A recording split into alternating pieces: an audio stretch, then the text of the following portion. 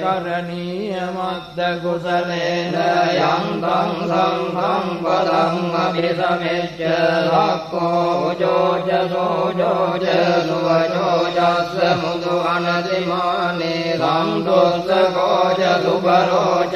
අප්පකිච්ඡෝජ සල්ලෝකවත්තේ සංතින්ද්‍රයෝච නිපකෝච අප්පගබ්බෝ කුලේසු අනනුවිද්දෝ නච කොද්දං සමාචරේ කිංචේන විඤ්ඤෝපදේ උපවදේයං සුඛිනෝ වාගේමිනෝ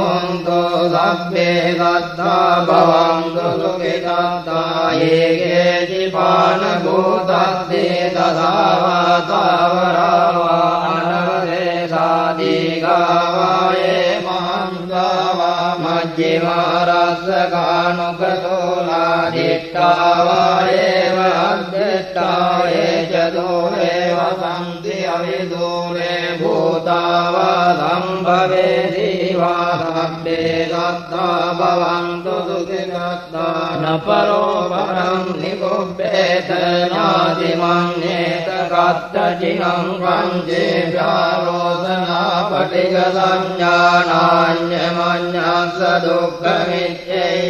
මාතායතානියං බුද්ධං ආයුතායේත බුද්ධමනුරක්ඛේ එවං විලබ්බ භූතේනෝ මාන සංභාවයේ අපරිමාණං මෙත්තං ච ලබ්බ ලෝකස්මින් මාන සංභාවයේ අපරිමාණං මුද්දං අතෝ ච දිරියං ච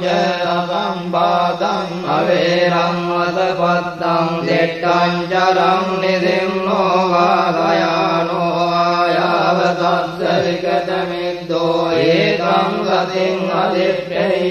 බ්‍රහ්මමේකං විහාරං ඉදමාහෝ දෙට්ඨං ච අනුපගම්ම සීලවාදස්සනේන සම්පන්නෝ ගාමේසු විනය්‍යගේ ධම්මයි ජාතු කබ්බදේයං පුනරේති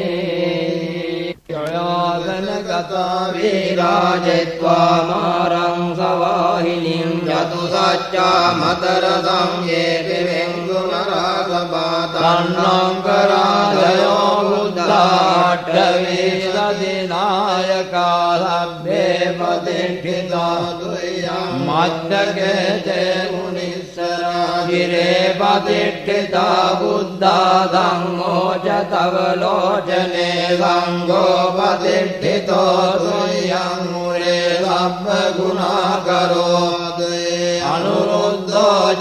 සාරිපුත්තෝ ච දක්ඛිනේ කොණ්ඩඤ්ඤෝ පිට්ඨි භාගස්මින් මුග්ගල්ලානෝ දිවාමගේ දක්ඛිනේ සවනේ සුයං ආවුම් ආනන්ද රාහුලා කස්ස භෝජ මහානාමෝ භෝසං වාමසෝතගේ කේසං කේ පිට්ඨි භාගස්මින් සුරියෝ වියපවංකරෝ නිසින්නෝ සිරි සම්පන්නෝ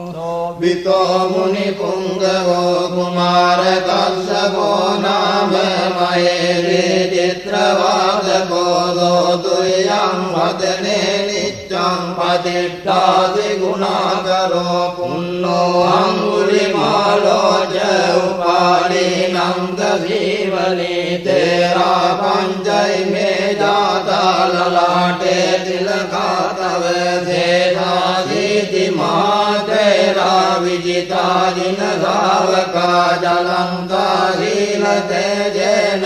අංගමංගේ සුසංඨිතා රතනං පුරතෝ ආදී දක්ඛිනේ මෙත්ත සුත්තකං දජග්ගං පච්චතෝ ආදී වාමේ අංගුලිමාලකං කන්ද මෝර පරිත්තං ච ආඨානාටිය සුත්තකං ආකාසච්ච ධනං ආදීසේ සාපාකාර සංගිතා ජිනානා බල සංයුත්තේ ධම්මපාකාර ලංකතේ වසතෝ තේ චතු කිච්ඡේන සදා සම්බුද්ධ පංජරේ වාත පිත්තාදි සංජාතා බාහිරජ්ජතු බද්දවා අසේසා විලයං යං කෝ අනන්ත गुण तेजसादिन पंचर मज्जट्टं विहरं तं महीतले सदा पालयन्तु तं सभ्ये ते महापुरुषा सभाइत्येव मज्जन्तगतो सुरक्षो जिनानुभावेन जितोपपद्यो बुद्धानुभावेन हतारितं गोचरानि लब्धम् अनुभावपालिको इत्येव मज्जन्तगतो सुरक्षो जिनानुभावेन जितोपपद्यो धम्मानुभावेन हतारितं गोचरानि लब्धम् अनुभावपालिको इत्येव मज्जन्तगतो सुरक्षो जिनानुभावेन जितोपपद्यो संघानुभावेन हतारितं गोचरानि लब्धम् अनुभावपालितो तद्धम्म पाकार परिज्ञितो दे अट्ठारिया अट्टदिशासु अन्ते यत्तन्तरे अट्टनाथा भवन्ति उद्धं विधानं वजिनाठिता मे बिन्दन्तो मारसेनं तव सिरविदितो बोधिमारुह्य सत्ता मुग्गल्लानो दिवा मे वसति भुजतटे दक्षिणे सारिपुत्त धम्मो मध्ये उरस्मिन् विहरति भवतो मुक्तो मोरयोनिं सम्पत्तो बोधिरत्तो चरणयुगगतो भानुलोकेकनाथो सब्भावमङ्गलमुपद्रवदुन्निमित्तं सब्बीतिरोगगादो समवेदनिन्दा सब्बन्तराय भयदुद्दुपिनं अकन्तं बुद्धानुभावपवरेण पयातु नादं सब्भावमङ्गलमुपद्रवदुन्निमित्तं सब्बीतिरोगगादो समवेदनिन्दा सब्बन्तराय भयदुद्दुपिनं अकन्तं धम्मानुभावपवरेण पयातु नादं सब्भावमङ्गलमुपद्रवदुन्निमित्तं सब्बीतिरोगगादो समवेदनिन्दा सब्बन्तराय भयदुस्सुपिनं अकन्तं संगानुभावपवरेण पयातु नादं यान्दुन्निमित्तं अवमङ्गलं च यो च मनापो सपुनस्स सद्दोपापग्नो दुःसुपिनं अकन्तं बुद्धानुभावेन विनाशमेन्तो यान्दुन्निमित्तं अवमङ्गलं च यो च मनापो सपुनस्स सद्दोपापग्नो दुःसुपिनं अकन्तं धम्मानुभावेन विनाशमेन्तो यान्दुन्निमित्तं अवमङ्गलं च यो च मनापो सकुनस्स सद्दोपापग्नो दुःसुपिनं अकन्तं रङ्गानुभावेन विनाशमेन्तो दुःखपत्ता च निर्दुःखा भयपत्ता च निर्भया शोकपत्ता च निःशोका हन्तु सभ्येऽपि पाणिनो लम्भेषु चक्रवालेषु यक्षा देवा च ब्रह्मणो यं मे कथं पुण्यं सब्बसम्पत्तिसाधकं सभ्येतं अनुमोदित्वा समग्रशासनेन तापमादरयिता हुन्तो आरक्षासु विशेषतो शासनस्य च लोकस्य उद्धे भवतु सर्वदा शासनं द्विजलोकं च देवा रक्षन्तु सर्वदा सद्धिं हन्तु सुखी सभ्ये परिवारे यत्र नो अनेका सुमना हुन्तो सा सभ्ये ज्ञातिभिर्राजतो वा चोरतो वा मनुष्यतो वा अग्नितो वा उदकतो वा पिशाचतो वा कानुकतो वा कण्टकतो वा नक्कत्ततो वा जनपदरोगतो वा सद्धम्मतो वा संदिष्टितो वा सत्पुरिसतो वा चण्डहस्तिहस्तमिलगो न कुक्कुर ऐविच्यकमणिदप्पदीपी राज्यतराज्यभूकरमैदयक्करक्कसाधी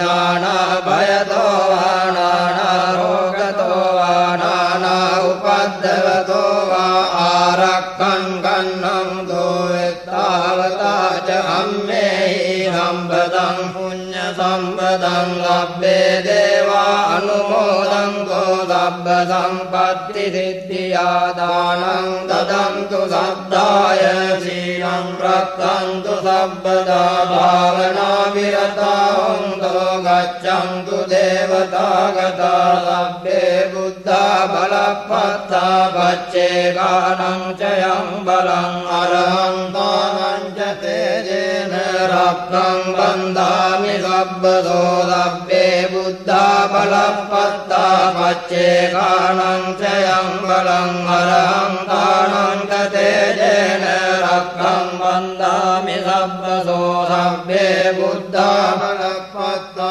पच्चेकानं च यं बलं अरहन्तानं च तेजेन रक्तं बन्धामि सब्बदो नागादट्टा च भुम्मट्टा देवानागामहिद्विका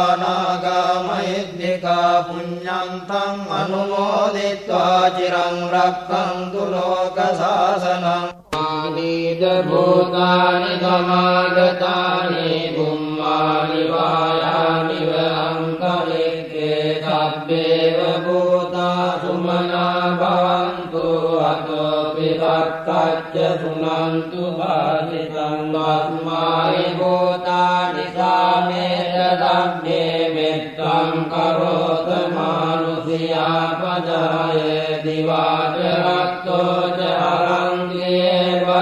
तस्मायिने रक्षत अपनतायं किञ्चित्तं इदवापुरं वा भाग्ये सुवायं रत्नं पनीतं मनो समं भक्ति तथागतेन इदं विबुद्धे रत्नं पनीतं एतेन सत्येन सुवाच्योतो भयं विरागं अमतं पनीतं यदज्जगासख्यमुनि समाहितो न तेन धम्मेन धमत्ति किञ्चिदम्पि धम्मे रत्नं पनीतं एतेन सत्येन सुवर्तियोतो यं बुद्धदिष्टो परिवर्णये लिङ्गमादिमानं तरिकन्यमाहु समाधिना तेन समो न इदं मे रत्नं पनीतं एतेन सत्येन सुवर्तियोतो ये पुग्गला अट्टशतं प्रसत्त्वा चत्वारि एतानि युगानि हन्ति ते दक्षिणेया सुगतस्य सावकाये ते सुदिन्नानि महाफलानि तम्पि सङ्गे रत्नं पनीतं एतेन सत्येन सुवर्तियोतो ये दुःखयुक्ता मनसा गल्लेन निष्कामिनो गौतमशासनं नीते पत्तिपत्ता अमतं विगाय लद्धा मुदा निभृतिं भुञ्जमाना इदम्पि सङ्गे रत्नं पनीतं एतेन सत्येन सुवर्तियोतो यतिन्दकीलो पटलिङ्गितो दिया चतुर्विवाते विअसम्पकम्पियो ततोपमं सत्पुरितं वदामि यो अर्यदच्चानि अवेच्च पश्यति इदम्पि सङ्गे रत्नं पनीतं एतेन सत्येन सुवर्तियोतो ये अर्यदच्चानि विभावयन्ति गम्भीरपण्येन सुदेशितानि किञ्चापि ते हन्तिपुषक्कमत्कनते भवन्नट्टमङ्गादियन्ति इदम्पि सङ्गे रत्नं पनीतं एतेन सत्येन सुवर्तियोतो දස්සන සම්පදාය දයස්සු ධම්මචරිතා භවಂತಿ සක්කාය දිට්ඨි විචිකිච්ඡි සංඝ සීලබ්බතං වාපි අදත්ති කිංචි තතෝ අපායේ චවික්ඛමුත්තෝ ජජාමිතානානි අබ්බෝ කාතුං ඉදං පිසංගේ රතනං පනිතං ඒතේන සච්චේන සුවත්තියෝ දුකින් චාපි කම්මං කරෝති පාපකං කායේන වාචා උදචේතසා වා බබ්බෝ සෝතස්ස පටිච්චාදාය බබ්බදා දිට්ඨ පදස්ස උද්ධායිතං පිසංගේ රතනං පනිතං ඒතේන සච්චේන සුවත්තියෝ අනප්පකුම්මේ යථා පුස්සිතග්ගේ නිම්මාන වාසේ පඨමස්මින් ගිම්මේ තතෝපමං ධම්ම වරං අදේශයි නිබ්බාන ගාමින් පරමං නිකාය ඉදම්පි බුද්දේ රතනං පනිතං ඒතේන සච්චේන සුවත්තියෝ වරෝ වරඤ්ඤෝ වරදෝ වරාරෝ අනුත්තරෝ ධම්ම වරං අදේශයි ඉදම්පි බුද්දේ රතනං පනිතං ඒතේන සච්චේන සුවත්තියෝ කේනං පුරාණං අවංගත්ති සම්භවං විරත් චිත්තායතකේ භවස්මින් වේදීන වීවා අවිරුල්ලිත්තං දානිබ්බන්ති දේරායතායම් පදේකෝ ඉදං පිසංගේ රතනං පනිතං ඒතේන සච්චේන සුවත්තියෝ යානීග භූතානි සමාගතානි බුම්මානි වායානි වරන්තලික්කේ පතාගතං තේව මනුස්ස පූජිතං බුද්ධං නමස්සාම සුවත්තියෝ යානීග භූතානි සමාගතානි බුම්මානි වායානි වරන්තලික්කේ පතාගතං දේව මනුස්ස පූජිතං ධම්මං නමස්සාම සුවත්තියෝ යානීග භූතානි සමාගතානි බුම්මානි වායානි වරන්තලික්කේ පතාගතං දේව මනුස්ස පූජිතං සංඝං නමස්සාම සුවත්තියෝ ඒතේන සච්ච වජ්ජේන සබ්බ දුක්ඛං විනස්සතු ඒතේන සච්ච වජ්ජේන සබ්බ භයෝ විනස්සතු ඒතේන සච්ච වජ්ජේන සබ්බ රෝගෝ විනස්සතු නරණීය මත්ත කුසලේන යන්තං සංකම් පදං අභිසමෙච්ච රක්ඛෝ ජෝච සෝදෝච සුවචෝ ජක්ඛ මුදුආදිමානි සංකෝච්ච සුභරෝච අක්ඛගිච්ඡෝච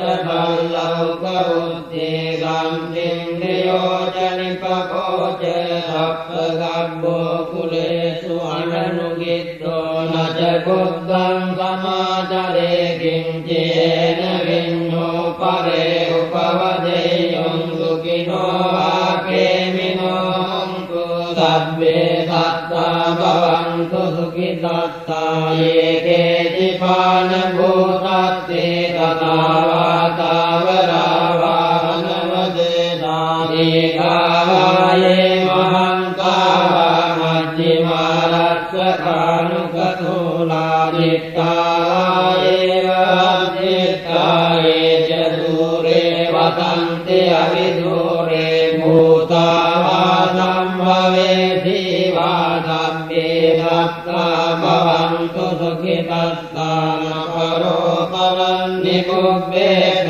නාති මන්නේක කත්තචිනං කංචි ගාරෝසනා පටිඝ ඥානාඤ්ඤ මඤ්ඤස්ස දුක්ඛමිච්ඡේය මාතායතානියං පුත්තං ආයුධා ඒක පුත්ත මනුරක්ඛේ එවං สัพพภูเตสุมานะสัมภาวะเยอปริมาณังเมตตัญจะสัพพโลกัสมิงมานะสัมภาวะเยอปริมาณังอุดดังวโดจติยัมเจอสัมบาทังอเวรังอัสปัตตังจิตตังจารังมิสินโนวาทายาโนอายาวตัสสวิกตมิกโกเอตังสติงอนิกเก